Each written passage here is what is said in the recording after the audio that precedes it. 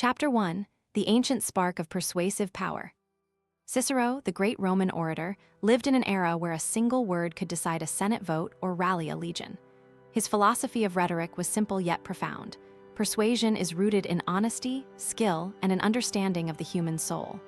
He once wrote in his treatise De Orator, "The orator should seek truth, speak it, and the words will carry the burden of justice." In another passage, he declared that the art of rhetoric is the art of giving a voice to truth. The story of Cicero's defense of his friend Cato the Young, spoken before the Senate, illustrates his mastery of empathy and logic. He addressed the concerns of each senator, quoted earlier laws, and appealed to shared values. A modern reflection is that effective presentation is not about flashy rhetoric, but about connecting facts with the audience's needs. Motivational insight. To grow as a speaker, begin with integrity. If your words are grounded in your own lived experience and truth, they resonate deeply. Practicing honesty in everyday conversations, speaking your mind without deceit, builds credibility that later fuels persuasive moments. Practical example: start each day by writing a short journal entry about a recent decision you made. Analyze why you chose a particular course, what evidence guided you, and how you might present that choice if you had to convince a colleague. This routine sharpens clarity and reinforces truthful communication. Next step, adapt his principle of audience awareness. Cicero studied the composition of the Senate, noticing that some senators favored logic while others swayed by emotion. He adjusted his speech style accordingly. He used precise rhetoric for the logicians and vivid examples for the sentimental. Today, use a quick self-check before speaking. Ask, who am I addressing? What concerns them most? Conclusion and key takeaways. Cicero's legacy teaches that rhetoric is not mere flourish. It is the disciplined synthesis of truth, audience insight, and purposeful emotion.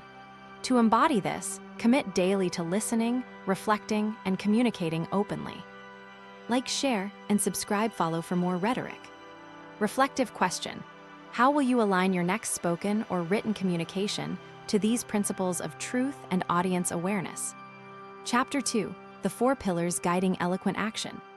To transform rhetoric from art to tool, Cicero identified pillars that continue to resonate: knowledge, persuasion, virtue, and delivery. Each pillar functions as a foundation for success in personal and professional arenas. Cicero, De Orator, emphasizes that knowledge is the first pillar. He urged orators to study rhetoric, philosophy, and the sciences because a well-prepared mind can craft arguments that feel inevitable. If the orator does not know what he says, the audience will suspect the word, he warned. The second pillar, persuasion, requires mastering structure, an introduction, reasoning, emotion, and conclusion, so the message is both logical and moving. Third, virtue. Cicero believed orators should aim to elevate the audience's character, not merely manipulate them. Finally, delivery, the physical performance.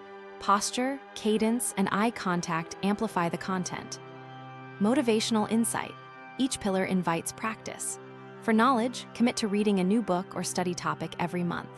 For persuasion, rehearse the 4-section structure by explaining a mundane topic to an imaginary listener. For virtue, evaluate how your words affect others. Do they inspire or instill doubt? And for delivery, practice speaking aloud to a mirror or recording yourself, noting how gestures reinforce your message. Concrete example: imagine you need to propose a new project at work. Begin with knowledge. Research the company's goals, compile relevant data, and anticipate objections. Formulate your persuasion. Open with a relatable anecdote, present logical benefits, address potential concerns, and finish with a compelling call to action. Integrate virtue by highlighting how the project benefits teammates. Deliver confidently by maintaining strong eye contact and a calm pace. Cicero's life illustrates these pillars when he confronted Catiline in the Senate. He combined rigorous legal knowledge, persuasive rhetorical structure, ethical firmness against treason, and a commanding delivery that subdued the conspirators' supporters. The result was both a political victory and moral triumph. Conclusion and key takeaways. Embrace the 4 pillars, knowledge, persuasion, virtue, and delivery, as checkpoints in every communication effort. The strength of your message grows where these pillars meet, and your influence expands accordingly. Like, share, and subscribe follow for more rhetoric. Reflective question. Which pillar do you feel is weakest in your current speaking style, and what concrete step will you take today to strengthen it? Chapter 3. Cicero's living laboratory of rhetoric. Cicero's career was a workshop where theory turned into practice. After serving as praetor and later consul, he became renowned for speeches that shaped public policy and protected the Republic. His most celebrated oration, Catacipulus de Oratoribus, showcased the application of his theories to real-world debate. Motivation lesson: life itself is a forum. Every debate with a partner, every negotiation with a supplier, and every internal meeting is an arena where rhetoric plays a role. Cicero taught that mastering this arena begins by anticipating the concerns of those involved. He would ask himself, what worries the opponent? What promises the ally? And then weave those concerns into his speech. This anticipatory mindset is a tool you can duplicate in everyday interactions. Example of application: suppose you're preparing for a performance review. Anticipate your manager's expectations: delivery, creativity, teamwork. Craft your narrative to show how your actions align with each expectation. Use Cicero's 4-pillar model. Demonstrate knowledge of your projects, persuade them of your impact, uphold the company's values, and deliver with sincerity. Cicero also illustrated the importance of humility. After the death of his sister in 45 BC, he famously gave a moving speech that honored her memory while admonishing the nation to reflect on impermanence. This blend of personal emotion and public exhortation shows how rhetorical skill can be used for healing. In your life, when facing personal loss, frame your narrative by acknowledging the pain and offering collective action, like fostering support groups or mentoring. Key takeaway: treat each conversation as a laboratory for rhetorical refinement. Set a learning objective for each interaction. What message, what response, and reflect afterward on its success or areas for improvement. Like, share, and subscribe for more rhetoric. Reflective question: how can you reframe a recent disagreement into a learning opportunity for rhetorical growth? Chapter 4. Turning ancient principles into modern tools.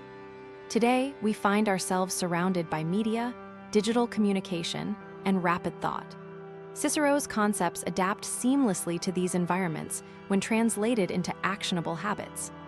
First, his knowledge pillar suggests continuous learning. Use podcasts, webinars, and online courses to build a knowledge stack that supports your speaking. Choose at least one new podcast monthly and summarize key points in a tweet or short note. Second, persuasion maps onto social media storytelling. Craft posts that follow Cicero's 4-section structure. Begin with a hook that connects emotionally, present facts that support your claim, address potential objections in the comments, and finish with an invitation to discuss. Third, virtue now means ethical influence. When promoting a product or idea, ensure your claims are accurate and your audience benefits. Use Cicero's guidance: the orator who speaks truth is the most powerful. That conviction builds brand loyalty. Fourth, delivery is amplified by visual and auditory tools. Practice speaking in front of a webcam, paying attention to posture, facial expressions, and pace. Record yourself and critique the rhythm. Cicero once remarked that a great speaker's cadence makes the thought dance. Mimic that movement by varying pitch and pause to emphasize key points. Case study: an influencer who successfully applied Cicero's method launched a campaign for sustainable living. She shared a personal story, emotion, supported it with statistics about pollution, logic, promised community-driven solutions, virtue, and used a calm, steady voice in video's delivery. The result: increased engagement and tangible behavior change among followers. Conclusion and key takeaways. Cicero's wisdom is timeless because it focuses on universal human processes: acquiring knowledge, structuring argument, ethical persuasion, and compelling performance. Implement these pillars in digital content and face-to-face interactions to amplify your impact. Like, share, and subscribe for more rhetoric. Reflective question: how will you integrate the 4 pillars into your next digital post or presentation? Chapter 5. The Path Forward, guided by Cicero's counsel. Cicero's legacy offers a roadmap for those who wish to wield rhetoric as a means of personal growth and societal contribution. The last chapter distills what you need to do next. Commit to practice, seek feedback, and act with integrity. Start with a ritual of daily reflection. After each conversation, note what went well and what faltered. Align these observations with the 4 pillars. Did you demonstrate sufficient knowledge? Was your persuasion clear? Did your words reflect virtue? Did your delivery feel authentic? Adjust the next time accordingly. Seek a mentor or peer group that values honest critique. Cicero's De Orator was based on collaboration. He studied with other orators. Find a speaker circle or online forum where you can share transcripts and receive constructive feedback. This collective learning accelerates expertise. Finally, apply rhetoric for the greater good. Use these skills not just for career advancement, but for advocacy, education, or community building. Cicero believed that rhetoric should elevate society.